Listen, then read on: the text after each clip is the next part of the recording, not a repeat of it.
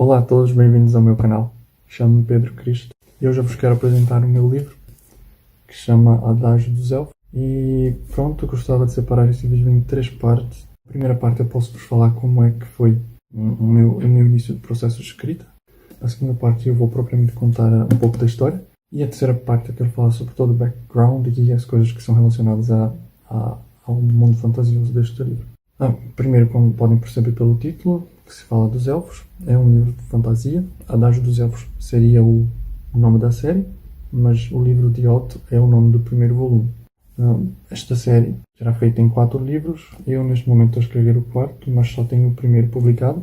E esse livro eu escrevi quando eu tinha 15 anos de idade, então já faz um bom tempo, e quando ainda vivia no Brasil. Então ele fala mais sobre uma etapa da minha vida, enquanto que os que eu escrevo hoje, que são em Portugal, já são mais aportuguesados, é que eu posso dizer assim. E este é mais brazuca mesmo. Eu acho que seria interessante começar com a sinopse, a leitura da sinopse do livro, antes de mais nada. Ela vai aparecer aí na tela para vocês. Além da morte misteriosa do seu avô materno, do enlouquecimento de sua prima Aurora e da mudança para a Irlanda, Vincent também passa a ser perseguido por uma aeromoça sinistra depois de comprar um livro antigo numa lojinha do Aeroporto Internacional do Rio de Janeiro, no Brasil. Mas o pior desperta quando os pais do rapaz revelam a ele e a seus irmãos o maior segredo da família. Eles são elfos.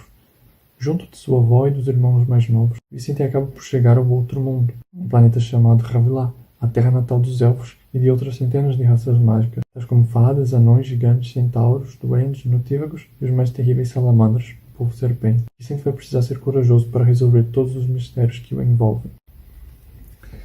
Então, como podem perceber, é um livro de aventuras, fantasia, para todas as idades, e se eu pudesse dizer, é meio que um mix de todas as coisas que eu gostei de ler durante a minha adolescência e ainda gosto. Então tem um pouco de influência de coisas como Senhor dos Anéis, As Crônicas de Nárnia, Percy Jackson, Harry Potter, mas também dos contos mais antigos. É meio que um mix. Não necessariamente que eu apanhei nessas coisas e fiz, mas são as influências do que eu li durante a minha vida e outros livros também que eu não consigo me lembrar agora. A maneira como eu comecei a escrever foi um bocado não planejada. Eu nunca planejei escrever livros e nem pensava que seria capaz.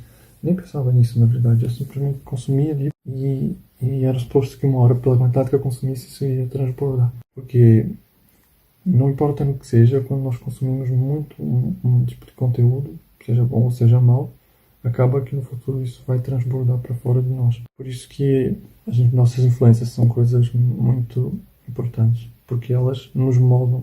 Mesmo que nós não queiramos, elas nos vão moldar. Fico feliz porque a minha influência como escritor foi a de bons escritores, penso eu. Não só em produção, mas também em caráter e em vida, imagino. Bem, como eu comecei a escrever? Foi um bocado curioso, porque eu estava em casa, estava assistindo um filme com a minha família, aliás, com minha mãe e meu irmão, e em dado momento do filme eles citaram o escritor Júlio Verne, que até então eu desconhecia, embora já tivesse lido coisas dele.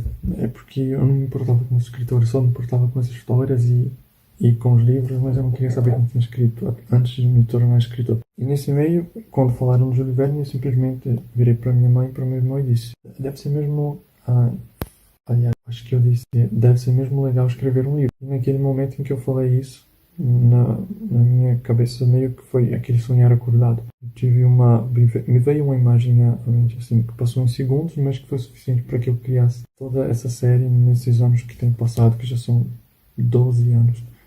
E vão para 13 anos já. Basicamente eu vim, foi assim, aquela coisa em primeira pessoa. Eu estava a andar por uma área arborizada, passei por um celeiro, depois entrei num bosque, e durante a entrada desse bosque eu passei por um caminho, e no final deste caminho havia um poço de água, e ao lado desse poço havia uma senhora e uma rapariga. Elas estavam a olhar para mim e estavam com um sorriso. Eu não sabia quem eram elas, mas eu descobri que elas eram as personagens do livro, e elas simplesmente apontaram para esse poço, e eu mergulhei nesse poço. Quando, pronto, ficou tudo escuro quando eu caí no poço, mas depois que a luz voltou, eu me vi num outro mundo, e nesse mundo tinha uma multidão com criaturas de vários tipos, elfos e fadas e gigantes, e eles estavam todos a vir assim na minha direção, e eu percebi que eu precisava escrever sobre aquilo.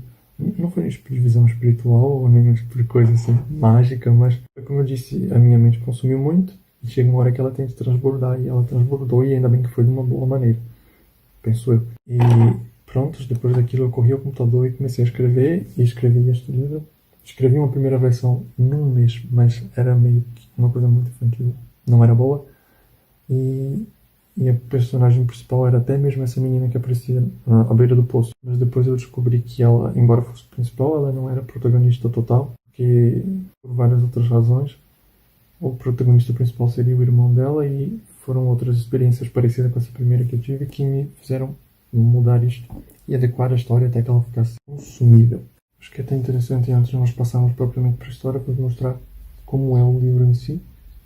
Foi feito pela editora Cordel de Prata e eu acho que ficou bem bonito, porque era exatamente o que eu queria. Aqui dentro tem uma fotinha minha. No começo de cada capítulo tem esta ilustração. Eu acho interessante vos mostrar também a primeira edição que foi feita no Brasil. Eu só tenho uma cá comigo em Portugal e ela fica bem guardada porque, pronto, como só tenho esta, eu não quero perdê-la. E esta foi uma ilustração que eu fiz e eu mostrei-a para o pessoal da editora e eles fizeram uma coisa que eu acho que ficou semelhante e ficou ainda melhor, por acaso. Pronto, até para as editorais, porque eu queria que esses pinheirinhos também viessem para cá, mas eu não tinha. E aqui eles meio que, eu nem pedi e chegaram a fazer uma continuação dos pinheiros que vinha aqui atrás. O que era exatamente o que eu queria, mas não sabia comentar. Pronto, tenho também cá algumas ilustrações que não são grande coisa, mas o livro é meu e eu quis colocá-los. Tem esta também de uma língua. Esta aqui é a minha preferida. Pronto, também esta. Mas agora era esta a primeira parte. Vamos passar à história em si. Nós temos o protagonista que se chama Vicente, com sua família, os pais e 2 irmãos. O pai é o Thomas, a mãe é a Marta e os irmãos são Peter e a Anne. Eles são uma família os pais são irlandeses e os filhos, pronto, são descendentes irlandeses, mas eles nasceram no Brasil, onde a família vive no Brasil, em Petrópolis, no Rio de Janeiro. E o livro começa com o último dia que essa família está a viver no Rio, o dia em que eles vão de mudança para a Europa para viverem com uma família na Irlanda, principalmente com a avó. E há meio que umas explicações de porque é que eles vão se mudar, mas a principal razão é porque a avó ficou viúva e ela está só e eles têm que estar com ela. Porque a avó ficou viúva, não se sabe exatamente, mas é dito no início do livro que o avô foi encontrado morto, amarrado de cabeça para baixo numa árvore. E também não tem só isso, tem todos os segredos da família, que tem uma prima, que é a prima preferida desse Vicente, que se chama Aurora, foi internada num hospício. E ele tenta falar sobre essa prima, mas as pessoas da família tanto não querem falar sobre a morte do avô, como também não querem falar sobre o problema da prima ter ido ao hospital e ficado lá internada. Mas eles dizem que tem alguma coisa a ver com ela não ter aceitado, ou não se ter conformado, ou não se ter ficado bem com a morte do avô, porque foi uma coisa traumática. E estes 2 mistérios, unidos a outros mistérios que a família tem, são a base desses primeiros capítulos. Portanto, temos essa família de mudança para a Irlanda. Eles saem de casa, vão ao aeroporto. Quando chegam ao aeroporto, acontece uma tempestade e o voo é atrasado. E o principal, o filho, chama Vicente, ele vai passear no aeroporto, já que eles têm de esperar, e ele resolve entrar numa pequena livraria, no aeroporto Galeão, procura livros, mas nunca acha nada que é bom e continua a procurar, até que a dona da loja chega para ele com um livro na capa, e um livro marrom e bem encapado, porém plastificado. E ela o oferece e diz que é um livro bom e ele, como está com pressa e mesmo quer comprar uma coisa para ler no avião, ele aceita e compra e leva esse livro, só que ele acha curioso que não há nenhum tipo de escrita, é como se fosse um caderno, mas se a dona da livraria indicou como um livro bom e ele acha isso interessante, gosta da surpresa, ele compra esse livro e vai ao avião. Depois que o avião já está no ar, o Vicente rasga o plástico e vai ler o livro que comprou. Mas ele acaba por perceber que o livro é vazio, não tem nada escrito, é mesmo como um caderno.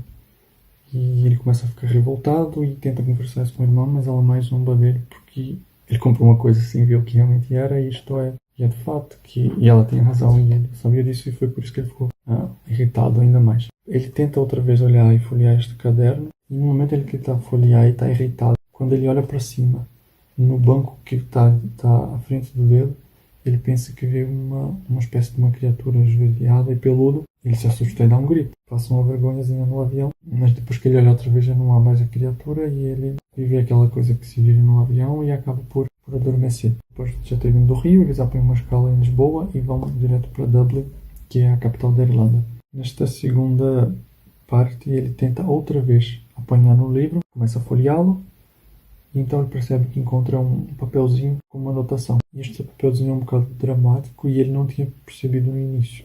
Que diz assim: Caro leitor, neste livro você não encontrará apenas uma história fictícia como provavelmente espera, mas sim factos, verdades, vitórias, frustrações e pesquisas de uma vida inteira. Tenha cuidado, por se ele cair em mãos erradas, o nosso mundo e o dos humanos estará em perigo. E como afirmam as profecias, o sol nasceu, o eclipse começou. E aquela coisa deixou um bocado mais confuso do que ele já estava com toda aquela frustração e adormeceu outra vez. Porém, quando chegaram a Dublin e foram desembarcar, aconteceu uma coisa curiosa.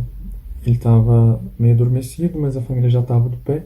Saíram do avião, saíram assim aos poucos, na medida, porque sempre nesses voos internacionais costuma-se formar uma fila enorme no corredor, quando as pessoas tentam apanhar as malas, até que eles sejam liberados para sair da aeronave. E aí a família sai aos poucos, saíram os pais com o irmão mais novo, depois saiu o irmão mais velho e ele fica por último. Só quando ele percebe, as pessoas já saíram, ele fica por último para apanhar a mala, mas já a tripulação, o piloto e toda a equipe dos comissários de bordo, pedreiros de bordo, seja como for. Neste livro, como ele é um bocado mais antigo, uso o termo aeromoças, que eu acho que nem no Brasil já se usa mais, mas essa tripulação passa por ele e como se não perceber. E ele acha isso estranho, mas apanha suas coisas e vai em direção à saída, e quando ele se dá conta só tem uma aeromoça lá dentro, com ele dentro do avião. E as luzes começam a se apagar e só fica aquela claridade maior que há na porta aberta, onde está a aeromoça à espera dele.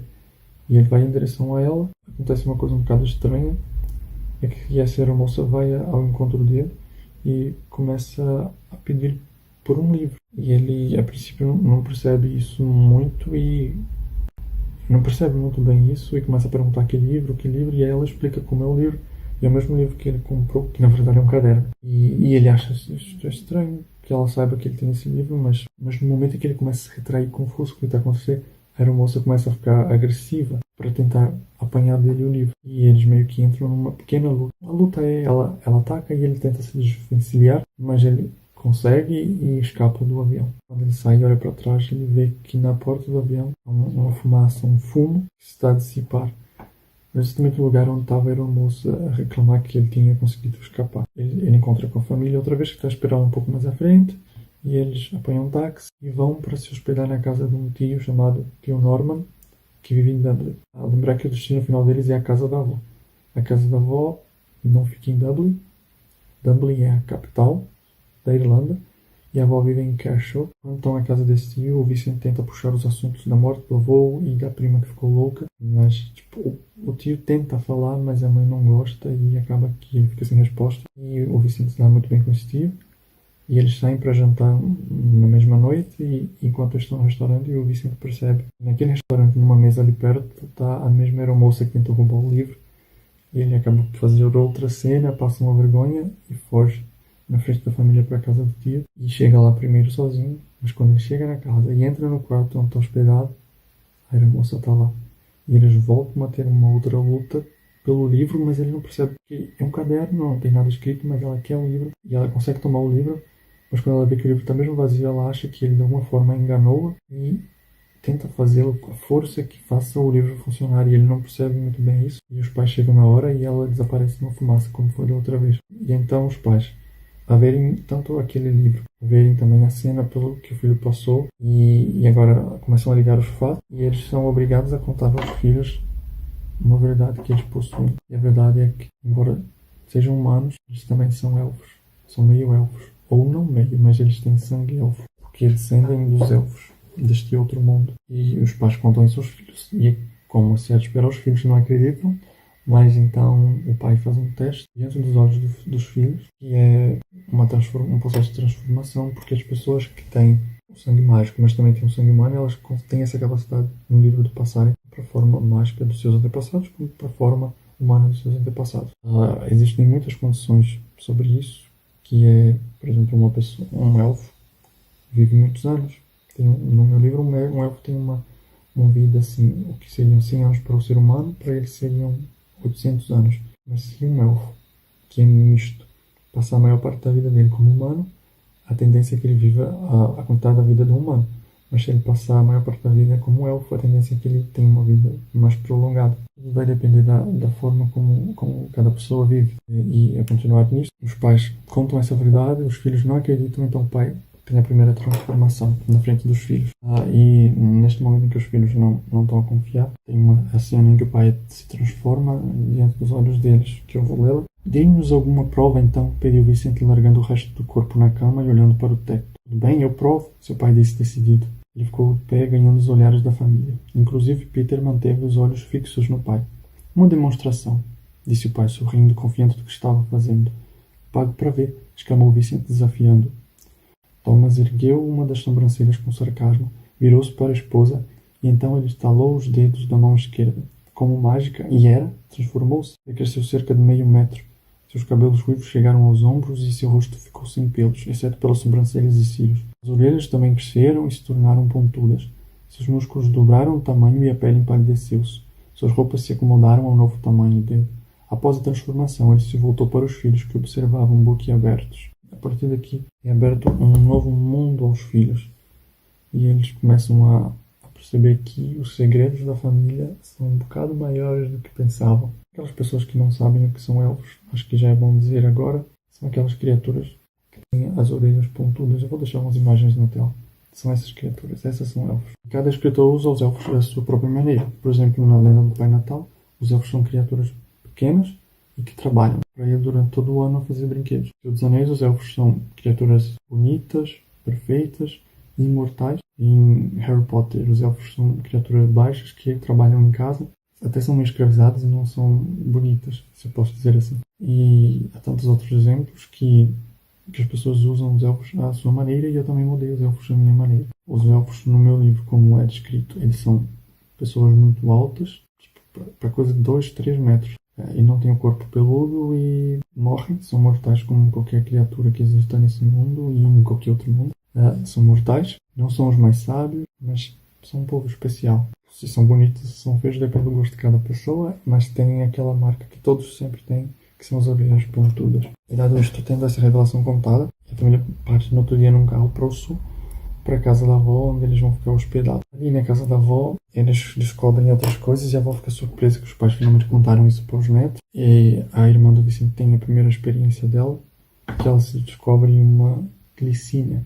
O que são as glicinas? Glicinas são raparigas dos elfos ou das fadas que têm a capacidade de tanto não apenas escutar as árvores, mas também conversar com elas. E a menina descobre esse dom e, embora não saiba usá-lo, ele é de uma ajuda porque as árvores contam a eles que a aeromoça que está a perseguir o rapaz também vai em roda da casa, tenta de alguma forma invadi-la e essas árvores alertam a família. Mas não só isso, outras coisas. A avó também presenteia os netos com um mapa do novo mundo e explica algumas coisas para eles. E o neto faz as mesmas perguntas sobre a morte do avô, sobre a prima, sobre elfos. A avó responde algumas coisas, não responde tudo também, porque ela não tem muito tabu para muitos assuntos, mas ela é gentil. E sobre o livro, ela diz que ainda não tem certeza, ela começa a agir com um certo mistério, mas que ela talvez saiba que livro é aquele, só que ela ia precisar fazer um teste no outro dia. Então, eles vão dormir e no outro dia eles se reúnem pela manhã e vão fazer esse teste. E de tudo que acontece nesse teste, o básico é: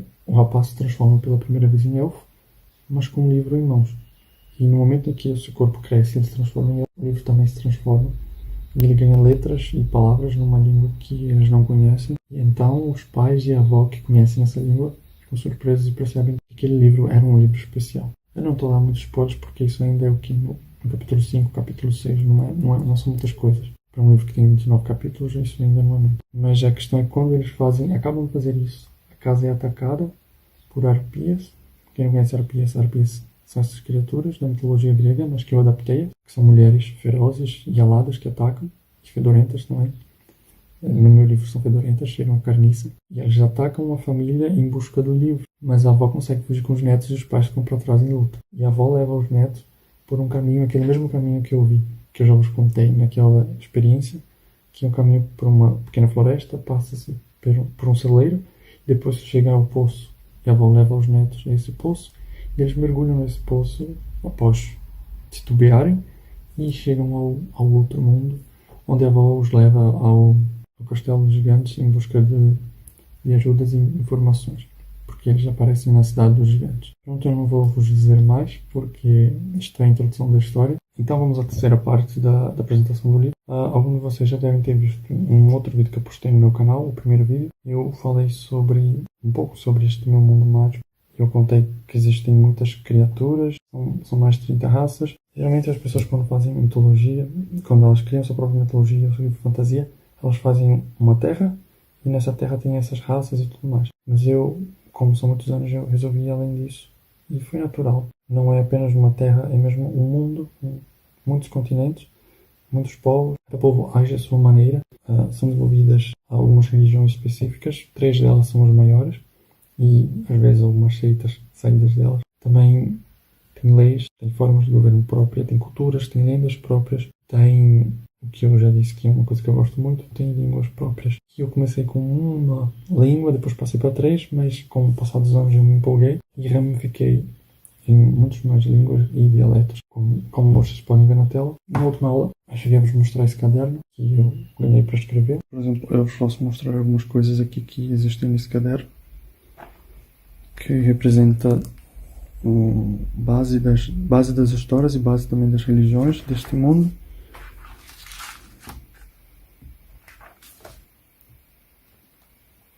Também tem as línguas, eu já tinha mostrado essa imagem no último vídeo, que esta é a língua das fadas e a língua dos elfos.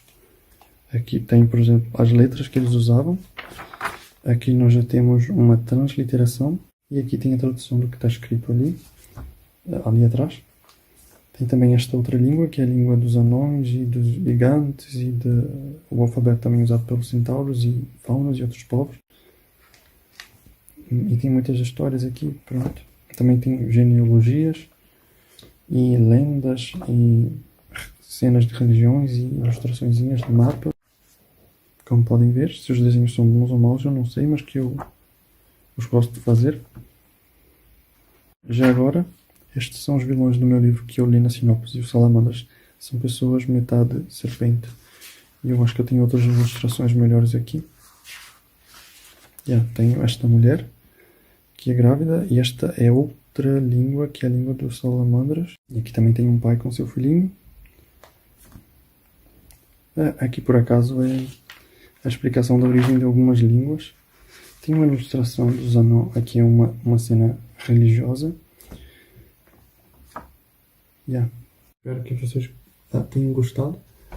E agora para o final do vídeo eu vou fazer uma leitura de alguns poemas que eu tenho no próprio livro em si, que aparecem nessas outras línguas. Aliás, é um poema, uma profecia e uma frase de efeito, que são em 3 línguas diferentes. Eu vou fazer essa leitura para vocês perceberem como é que funciona. Eu espero que gostem. E como eu não podia deixar de dizer, como é que se compra este livro? Eu vou deixar os links na descrição. Basicamente se pode comprar no site da minha editora, Cordel de Prata. Para quem é de Portugal também consegue comprar no site. Às vezes se estiver na loja, não sei, não são todas as lojas que têm, porque como eu não sou famoso, então não tem para todo lado. Mas na FNAC, na Bertrand e na WUC, o livro é físico. E se a pessoa for do Brasil ou for do outro lado e quiser comprar os e-books, qualquer uma dessas plataformas que vende e-books vai conseguir, seja não apenas essas que eu disse, mas também a Amazon. Mesmo se colocar no Google, vocês vão achar já o meu livro. Se chegarem a ler o meu livro, se já leram, não deixem de comentar sempre, porque o que eu mais gosto desta partilha é também receber a vossa partilha, os vossos comentários, sejam bons, sejam maus, mas eu gosto de ver os comentários. E obrigado, fiquem agora com a leitura e até à próxima. Tchauzinho.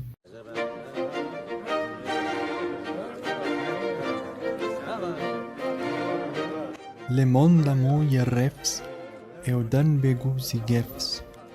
Alushan voici sunan, un vuevlo dano e brodan, y sen fan dalos fumon yeftas, clofan fine e van antas, paden fanzimu, pasuno e lau amu, paesian e refar, e vegon vasar, reft silent duogoman, pae la oto iman.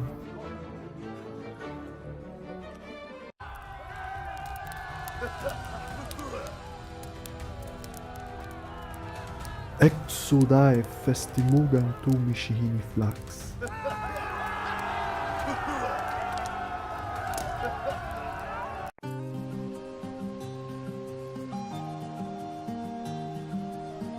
Mboacã pachugrua pro ibacã papuatec. Tupá toromai yumerua. Podu pata anfelua. Xingan yush baluatec taan. Sohoma kekuatec protama mboamai.